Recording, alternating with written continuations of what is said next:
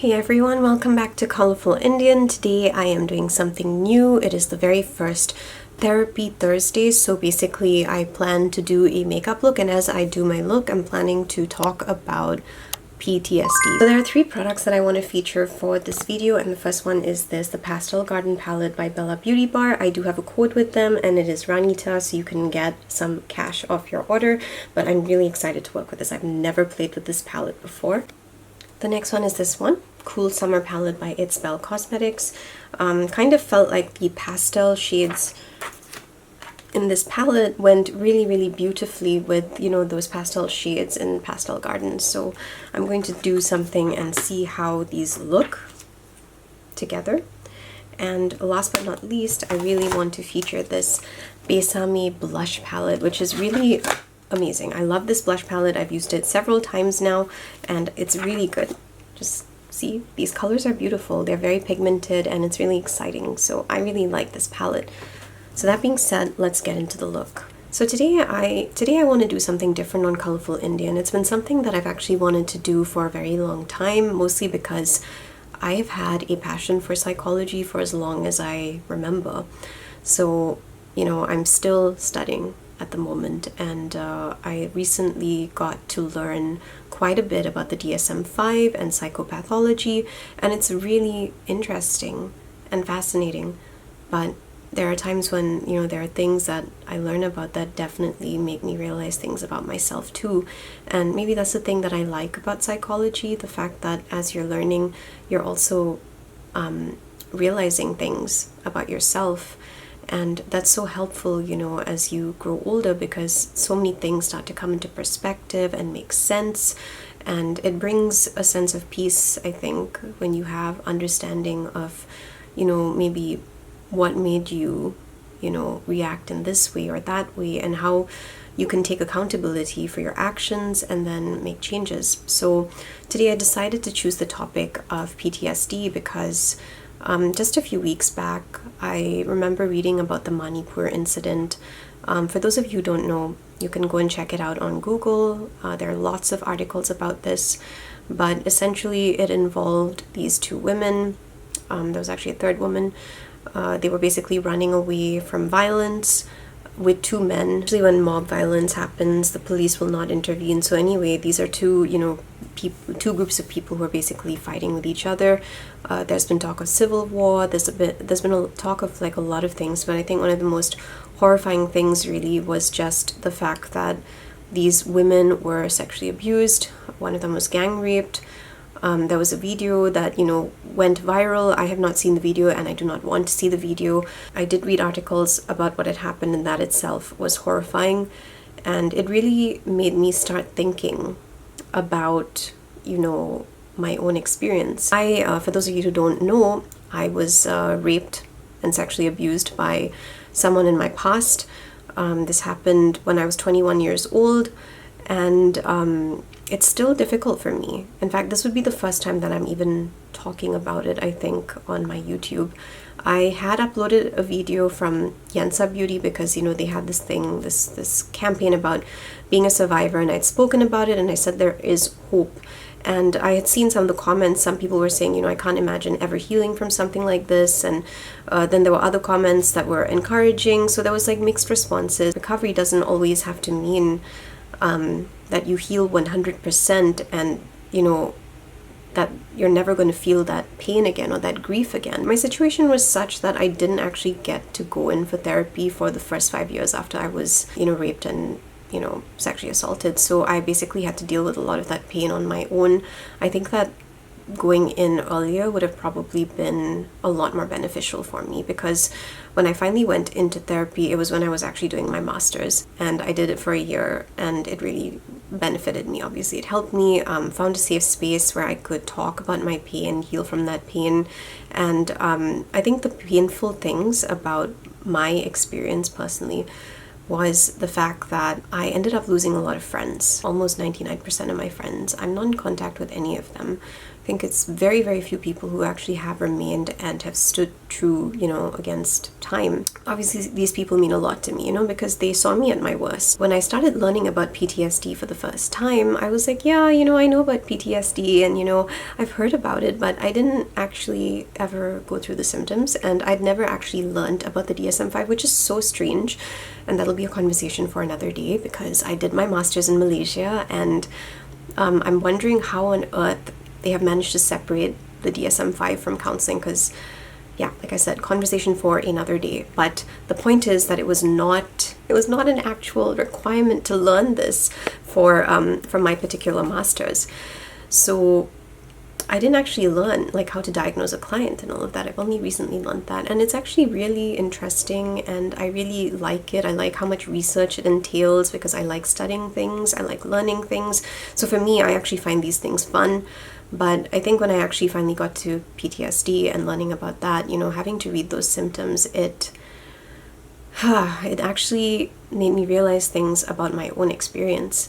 And I was thinking about, these women who were sexually assaulted in Manipur. I cannot imagine the horror that they have gone through. I think the thing that stood out to me really was the fact that the Prime Minister of India, his name is Modi, he had only responded to the incident 2 months after it had happened. And I think the parallel in my story was also the fact that the responses were so inadequate. I remember feeling very, very depressed, what I thought was very depressed. I remember having these moments where I would just get panic attacks. Like, I wouldn't even understand what was triggering me, but I would get panic attacks. I was getting angry very easily, and I usually wasn't that kind of person. Like, I was generally quite calm, and I think like I would get excited, and happy and all of that, but it wasn't this kind of like I've been angry before, but it really was never like this. Like, this was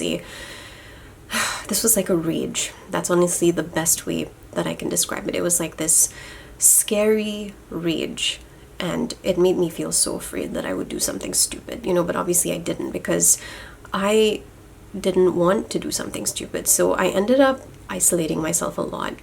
I basically didn't leave my house or my room. Like, I was mostly in my room, and I stayed there for the majority of 2 years after all of this had happened. I had things that I was doing, like I would go to college and I would come back, and I think it was not even hitting me initially, like in the first few months after I had left this person, and I was just more angry than usual. I thought it was depression. Okay, I was like, oh, okay, I broke up with this person, so I guess maybe that's it.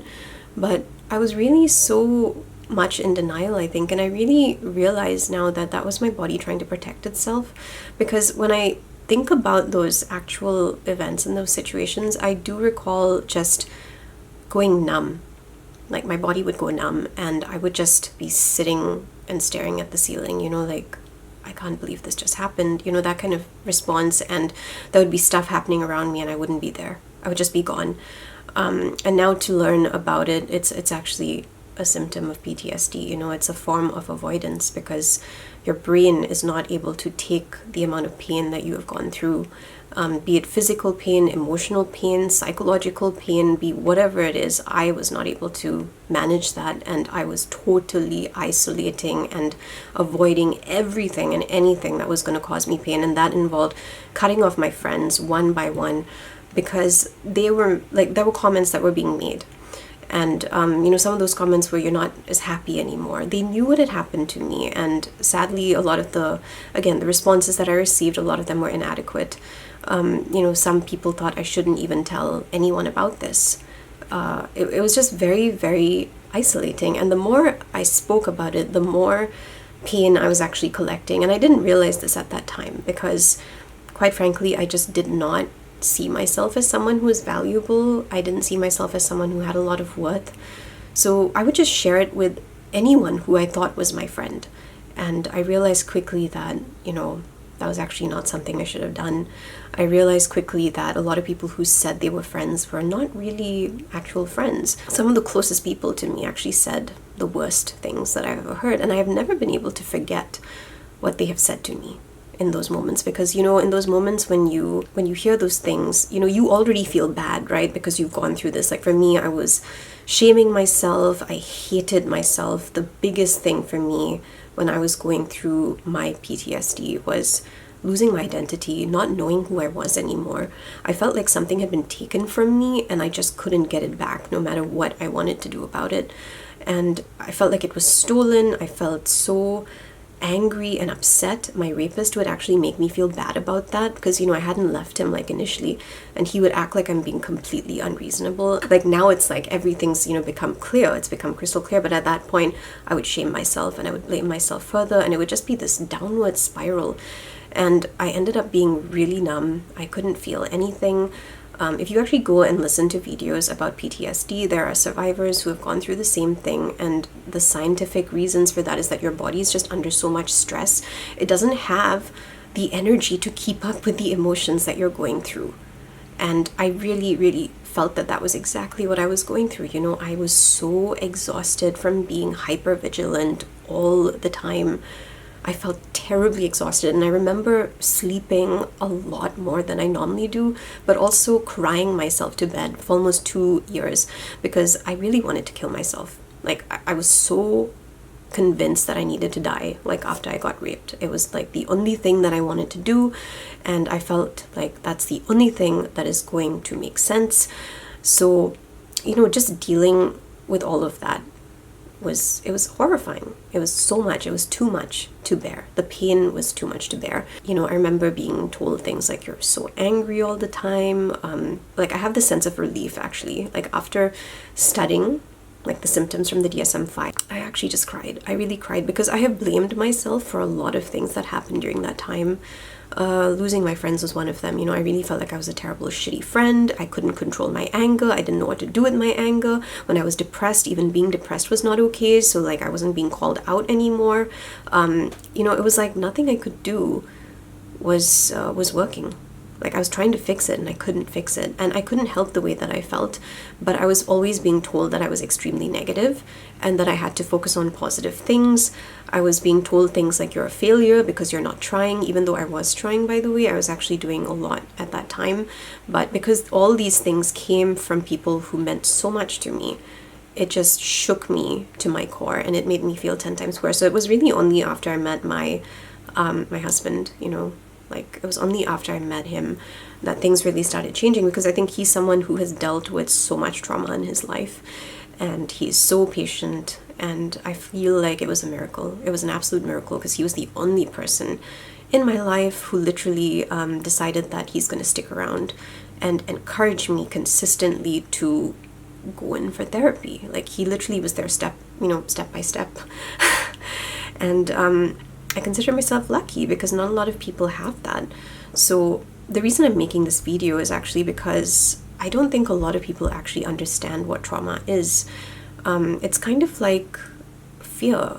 It's like a it feels like a very intense fear, and it's like your body's trying to protect yourself from going through that same situation again. So anything can trigger it. You go into a situation, like I had these moments where I would just be walking on the road and bam, you know, massive panic attack, and I'd be like, I feel like my heart's gonna burst.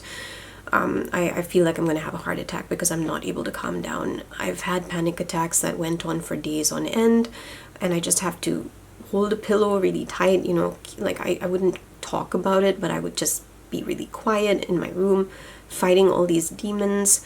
It was a really, really tough period of time. So to finally realize that I had definitely had PTSD after looking at the symptoms, I think it just brought me relief. It brought me relief because for so long I have held onto these things that people have said, and I realize now that that was not who I was, you know. This was me operating from a place of absolute grief and pain and not having any support to deal with what was happening, not knowing who to turn to for support, turning to all the wrong people, and even some people who I thought were going to be there for me, they were not. They left, and it was very, very traumatizing to then lose all those people, even though I was cutting them off. But I wasn't cutting them off because I wanted to cut them off. I was cutting them off because it was just painful being around them, you know. I like when I would see myself in those situations with those people, I'd be like, I'm not happy anymore. I don't feel like I'm contributing anything anymore to this. Like, why on earth would I want to come out, you know? And people were making comments about how quiet I was and all of that. So all that really contributed to the way that I chose to essentially protect myself, escape situations, isolate myself. And honestly, going through this much trauma, this amount of stress, it really took a toll on my body, because I had previously been very healthy. Like, I was someone who would exercise, I would do all kinds of things to look after myself. But after going through this particular situation, it was like, you know, I told you I wanted to die, like I wanted to kill myself. So I actually didn't act on those feelings, like, but they were thoughts, and they were very recurrent and very strong. Like, I started praying to God to kill me. And I think that because I had those thoughts, you know, one year I literally had the worst case of food poisoning. It wasn't immediate. It was something that had happened like 2 or 3 days after I'd eaten something. So I don't know what exactly happened, but it was the worst case of food poisoning I've ever had. And that brought me so much anxiety as well, because I ended up having food poisoning and getting hospitalized multiple times over the course of 2 years. For 2 years, my stomach was not normal. The first time that I came to the US, my stomach was not normal. I was so afraid to eat anything on the plane. I remember being in the plane and not being able to eat any of the plane food because I was so terrified that if I had one bite of food and it caused me a stomach problem, I was going to die. And sometimes with food poisoning, like extreme cases, because you're vomiting, like everything's being expelled from your system. So basically you have extreme dehydration of your body, right? And there is a chance that you could actually die if your body does not get what it needs, like immediately. So that's the reason I had to go to the hospital multiple times, have, you know, drips put in and all of that. And it was just never ending. Like it felt like it was never ending. And then of course, after a few years, I learned how to manage that. But then I ended up getting sick again, and I got chronic rhinitis. So the thing is, what I've noticed is when you actually go through something like this, you know, like trauma, it doesn't just affect you emotionally, it can also have physical effects. I'm 100% convinced that that whole thing with the food poisoning was me literally wanting to die. And of course, when I got to the point where I thought I definitely was going to die, I would realize I don't actually want to die. I really felt like, you know, that was the only solution at that point, because there was no hope, there was nothing left. So all of that was really just symptoms, more and more symptoms of post-traumatic stress disorder. And I went through that for years because I wasn't having treatment, you know. The only thing that I had was really talking to God in my bedroom. And occasionally I would talk to other people, but I really remember myself and how easy it was to trigger any kind of anger. And I eventually got a really good therapist in the US who reframed my anger as grief. And that was the first time I realized I'm not this crazy, insane person that everybody's making me out to be. I'm someone who really has that much grief in my life that has never been dealt with. And I have not been able to process it as grief because people have been saying things that made me take it, you know, as you're just trying to be a victim. You're the one who's asked for this. You're the one to blame for this. There was just so many things that people had said that it just led me to perceive the situation in a very different way than I perceive it today, obviously. If you look at the diagnosis for PTSD, you'll also see that people can actually get trauma witnessing someone else going through something very traumatic. There's quite a lot of information if you just take a look at the DSM-5. It's all there, and I'm gonna probably get the symptoms and post them like down. So basically, you can experience PTSD obviously if you have exposure to something that's really, really terrifying, or something that literally makes you feel you're gonna lose your life. you can get it by watching other people go through that experience because it puts your body into stress mode. You may have very intrusive like memories of, this traumatic event that's perfectly normal. You may have distressing dreams. Like when you're sleeping, some people find it very hard to sleep or have night terrors. Whenever we talked about PTSD, it was always about war veterans. So I never really I kind of knew, but I didn't fully know, if that, kind of like makes sense. But learning about it was definitely helpful. And then, you have dissociative reaction. So that's when you act or you feel like as if the situation is recurring, like when you're triggered, and that's exactly what I was doing. Like my body would go into full shock mode. Like I was surrounded by a lot of individuals who made me feel like I should never talk about this, that it is shameful, that I'm the one to blame for this. I recently let go of some of those people too, but the thing is that I've never really had a lot of people that I could share this with until maybe the past few years, where I've actually picked up different friends. And maybe that's because I've been growing as a person. I've realized my boundaries. I've realized what my worth and my value is in God.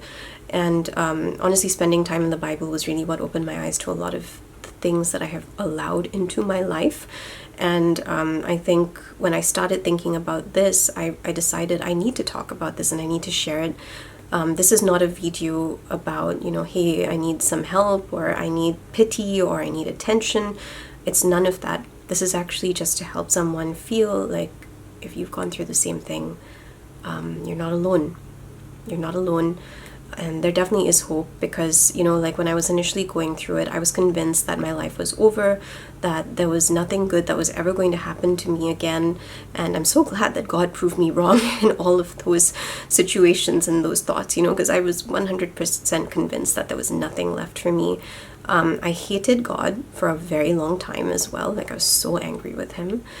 And it really moved me that he never left my side through the whole thing. I know he didn't leave me. He was there with me every single step of the way. And I honestly would not have been able to get to the point where I am today and forgive a lot of the people who've said these things,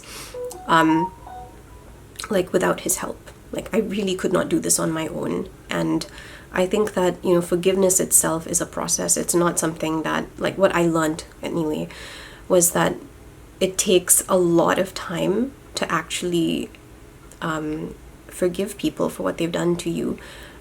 Sometimes I still have those moments of anger, and sometimes it's still hard for me, there are those days when, you remember something, but it's gotten easier, and I've learned to build a life, outside of this horrible traumatic event that happened in my life. And having good people in my life especially has made a huge difference to me, because I realized that the people who have actually supported me in my actual healing only showed up after 2019.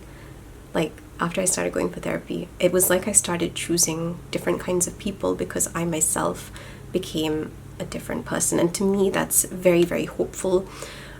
So I just want to leave you with this. If you are someone who has experienced any kind of trauma, please reach out and know that, you're loved. You have worth, you have value, and whatever trauma you've gone through, this is not your fault. And I just want to remind you that you did the best that you could at that time with the information that you had available to you. And I 100% believe that there's hope and there's change. And change, not just in the situation, but change will come to you as well. I touched a lot on PTSD. There's actually another subset which is called CPTSD, which is complex PTSD. And I think that actually matches what I experienced a lot better than just normal PTSD. This is a screenshot of the symptoms and stuff that led me to realize that this is what I went through. Like they just thought that I was an angry person. They thought that I was being a bad friend. They thought I was so many things that I was not. And it's very easy when you are someone who has been traumatized to take on labels that people give you and just demonize yourself because you're not able to control your emotions. You're not able to control things. So you go into like I was in that extreme place where I was blaming myself for everything. And I really do mean everything. In the same way that I thought that the response to Manipur and my own personal experiences were inadequate, I thought about what the adequate response would have been and what I would have liked to have heard. So I think that there's not actually, an adequate response. There may not just be one, but I think that I would like to share my thoughts on what you could actually do if you know someone is suffering from CPTSD or PTSD, and I've made a list. So I think the first thing is to actually be patient with them, to recognize that this person has gone through a lot, and while your perception of grief may be that it may have a time limit, just remember that this kind of grief, it may not ever go away for this person, because this person is no longer the same. Their life is completely changed, and they can never go back to who they used to be prior to this trauma, So having that patience and that love for them, I think it's helpful, because it makes them realize that you're still going to be there for them, even though they're literally falling apart. So that would be the first thing. The other thing is to recognize that if they have mood swings or anger, or their emotions are flat, meaning the effect, when we say effect in psychology, it means your emotional expression and stuff. So flat would be, just numb. They're not able to feel things, and sometimes that does happen. Like, I went through a lot of that. Keep in mind that it is not because of you, and it really is the body's response to everything that they've gone through. Sometimes, because it's so overwhelming, to preserve energy, the body sometimes will do this, literally, because it's just too exhausting to constantly deal with all the emotions that come from trauma. If you don't actually know how to support them, or you feel uncomfortable, you could always ask them what they need. Have someone just be like, I know you're going through a lot right now, and how can we help? How can we be there for you? And also to reassure me that they're not going to leave just because I'm going through this horrifying moment, So another thing that, and this is probably a cultural thing that I've recognized, so it's not intended to shame anyone, but I noticed that a lot of people in the face of this would immediately say things like, why didn't you do this? Or, you know what, this is not as bad as other things that are happening in the world. You need to be positive. Things like that, statements like that actually become, and they are, very dismissive. It's very insensitive as well when someone's holding that much pain, and it can do a lot of damage to them. For you, it may be something very easy to say because, you're trying to understand the situation and use a different kind of tone as well, so that they know that you're not trying to attack them and you're not trying to blame them. All of that really matters, especially when you're trying to help someone who's going through stuff like this. Another thing is to recognize that they may just need space sometimes. Like I said, for me, I cut off everybody. Avoidance, it is very much a part of PTSD and CPTSD. You just may not want to be around people anymore, and that's normal. Realize that, again, it's not about anything you've done or said. It really is just about them needing that space. So it's best to just not pressure or force anything, because I can guarantee that when someone is ready to talk, they will talk to you. They will come back and they will talk to you. And that is very much linked to having patience, because I know that it's not easy when you see someone going through this and you feel like you're just not able to help in any way. Another way is to bear in mind the words that you use, especially in the aftermath. Be careful, because again, words can have a very long-lasting impact and effect on someone. You may be feeling very traumatized from just hearing that someone you love has been, has gone through this. And it's important to recognize that as well. A lot of this requires self-awareness and being aware of the way your words affect and impact people, and wanting to, support the person as well. Because I think a lot of people don't know how to actually do that, and then their own insecurities come out, their own experiences come up, and sometimes it can be very hurtful. So I would say just watch your words, and if you don't know what to say, then you can always say that. I don't know what to say, but I'm so sorry that you've gone through this. That's an example of something that you could say. You can ask them how they want to be helped as well, like what's going to make you feel safe, what's going to make you feel comfortable, in what way can I be there for you. That kind of stuff really helps. Other things that you can do, which I think are really, really important, is to reassure them. This is something really important, because as it is, they may have they may feel like everything's already changed. So having something stable that they know isn't going to change can be very reassuring, and telling them, hey, I know you're going to get through this. Using words that encourage them and uplift them can sometimes be appropriate, depending on the situation. Obviously, this is not like the same rule applies to everything kind of thing, but I would say that it's still something that you could consider if the situation is appropriate, if the moment is appropriate. And I think something else is to remind them of who they are. Because a lot of times, especially for me, I forgot who I was. I forgot my identity. And I remember watching The Lion King, and that part where Simba runs away and his father shows up in the clouds and he says, remember who you are. I burst into tears. I burst into tears when I watched that, because I felt like that was God speaking to me, quite frankly. That movie has always been one of my favorite films, so when I saw that, I never had experienced that film in that way, but I did after I got raped. And I realized that God was trying to tell me, remember who you are. You are my child. So, recognizing that identity and understanding that identity was very important in my healing. And last of all, probably the most important one, look after yourself too. The reason I'm saying this is because it's difficult. It can be overwhelming. It can be very challenging. I don't know how I affected people exactly, but I sometimes feel like, it was probably really hard for them too. And I wish I could go back in time and take it back, or tell them, or be more expressive about, everything, and just be like, I'm so sorry that I actually put you through that. But I can't take it back, so that's why I'm saying it is difficult. So make sure that you're looking after yourself too, that you have support, people to talk to about this, and constantly educate yourself and be aware of the latest literature and stuff. There are a lot of resources on PTSD and CPTSD. I will be linking some of those in the video below. So yeah, that's basically all that I have to share with you about this topic. I hope that you've gained some insight and awareness. I would love to know if you actually liked hearing this kind of thing on my channel. It's definitely something that I've been working up the courage to do for a very long time. And now that I've done it, I actually really am hoping and praying that it helps even just one person. So thank you. This is a long video. Thank you for your time if you made it all the way till here. I really appreciate it.